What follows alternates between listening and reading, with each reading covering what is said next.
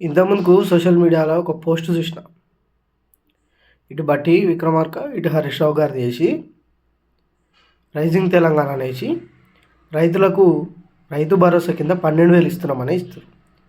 ఏ ఒక్కనికన్నా తెలంగాణ రాష్ట్రంలో ఏ ఒక్క రైతు కన్నా 12,000 ఇచ్చిరా మీరు? ఏసే రైతు బంధు ఎగ్గొట్టిన దొంగలు మీరు. ఇంకా మళ్ళీ రైతు భరోసా కింద 12,000 వేసినామని చెప్పుకుంటురా. 2,00,000 రుణమాఫీ చేయలేరు మీరు సంపూర్ణంగా. మీ మంత్రి ఒప్పుకున్నాడు కదా 2,00,000 రుణమాఫీ కాలేదని.